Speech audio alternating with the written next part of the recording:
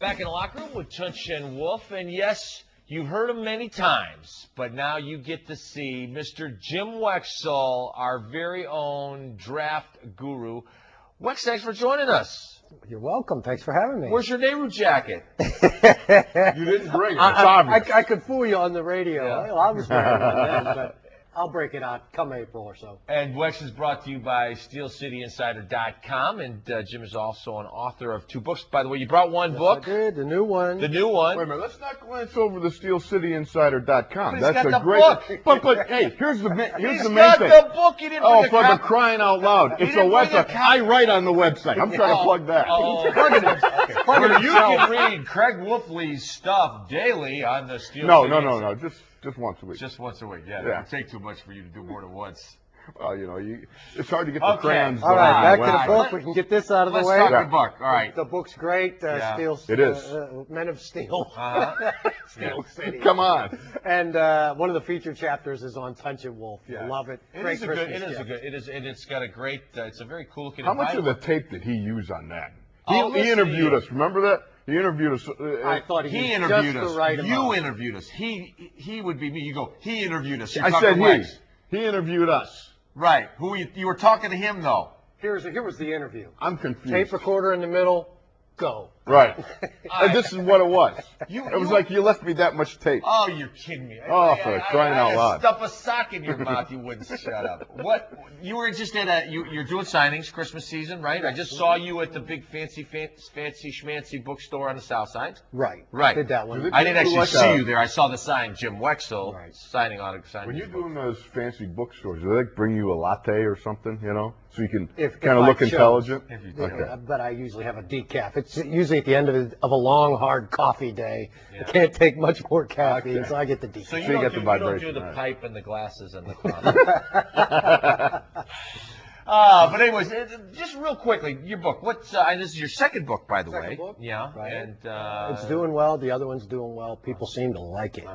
Good stocking stuffer, huh? Yeah. Well, I don't know. It could be. Present. It could be a main gift. Oh, yeah. Get one that's autographed. Yeah, that's right. That's right. It's not a cheap. It's not a cheap book. No, hey. That's why it It's not becomes a expensive. I'm just kidding. $20. Somebody told me, I wrote about 35 different former players in there. Someone said, you should send that book to each person you interviewed and get their autograph in the chapter. What a Wow, great that would be idea. great, but the last guy, if he was smart, would keep it. Oh, I see. Sign it I himself see and what you're keep saying. it. There you Oh, go. I see what you're Oh, saying. pretty cagey. I see what you're saying. Well, I guess after last week's loss in Baltimore, we can start talking about the draft. I mean, Why not? they're out of it, and Wait a minute. He called it Elimination Sunday.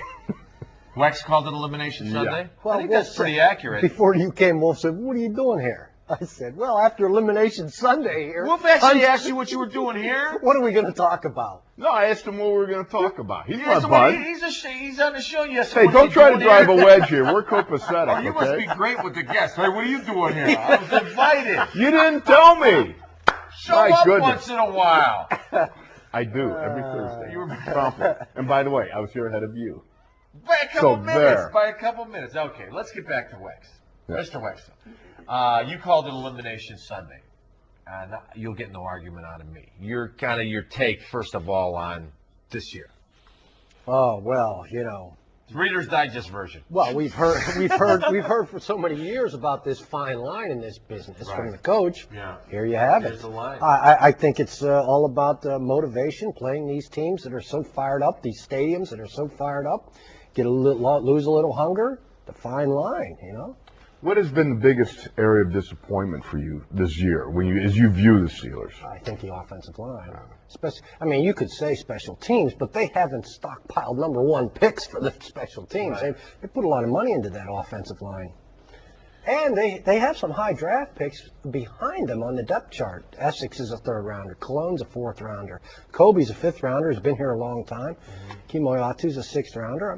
That's some decent moolah on the depth even. Well, it'll be kind of interesting. I'm not a believer in making changes for the sake of making changes. You know, people say, so who are they going to play now that they're out of it? I don't believe you do that. You play your 11 best guys. You bench a guy if he's not playing. Well, yeah, I have no problem with that. But I look at this team and I think that you still got to play good football. Now I know not everybody agrees with me, Wex. The guys who are interested in the draft. Yeah. Well, lose, run the table, baby. Yeah. This game against Tampa is very big in that regard. And then followed up by Cleveland. It's a potent 1-2. Put on you're the draft guru, all right? Just say the It is Steelers. a neighbor jacket. Yeah. So I'm not the guru yet. No, yeah, okay. But you put on your cap. You've been hired by the Steelers. You're going to run the draft. What are you looking at? Well, I want to draft the board this time. I think they've been getting too specific with their needs, particularly the second day. I mean, how would you like to have Michael Turner as your backup tailback? He was a fifth rounder that Dick Hoke liked a lot, but they needed a backup linebacker. Right. Who didn't pan out anyhow. Right. So, I mean, they were too specific, and they were going for a title. And they got the title. Right. So how can you criticize any of that? No, you can't. Right. Now it's time to reload. Now it's time to think big. And watching the Baltimore Ravens and that front seven, all the size and speed that they have, the thought of drafting a guy like Alan Branch, number 80 from Michigan. I don't know how closely you've paid attention to Michigan, but he's the centerpiece of their great defense. He's the guy who knocked out Tony Morelli at Penn State. 330 pounds. He's like 6'6", kind of a Marcus Stroud type guy who could be available at number 9, 10, 11, where the Steelers figure to be. Now that kind of guy, you can rotate in. They need defensive linemen to rotate in anyhow. They need a couple backups.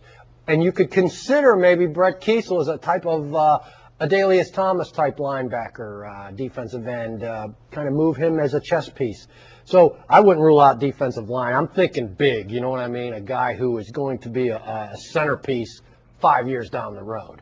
But right now, still, he can rotate in. They could go 4-3 potentially. I've been saying this. They're never going to go 4-3. Well, I mean, like New England does with parts of it. Yeah. Sometimes. Well, and Like like the the rumors Ravens of a do. couple of years Like ago. the Ravens do. You know, when they rumored they were going to talk about flipping, 4-3, 3-4, and But even so, they're going. I mean, Travis Kershke's contract is up soon, I believe, and he's had a back problem. He's played well this year. Rodney Bailey is another guy that could be replaced there. I mean, he's a free agent anyhow. They have 4 guys you can count on right now for a few more years. So they'd like to rotate a guy in there.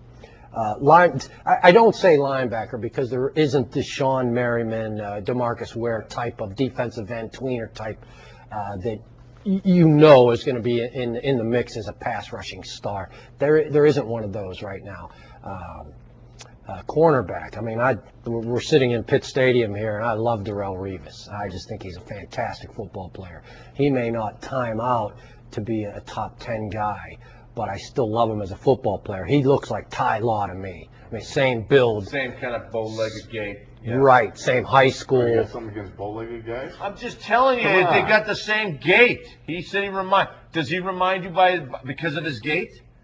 Yeah, the way he looks, his body, his thick legs. We're talking, what are you talking gait? His running style. Right, that's a gait. Because he's bow-legged. Right, it's a bold-legged gait. Bold or bow? I'm confused. I'm getting Bow. Easy now. Yeah. All right, we got to take a break. We're going to come back. We'll get a little bit more specific with Jim Wexell, SteelCityInsider.com right after this.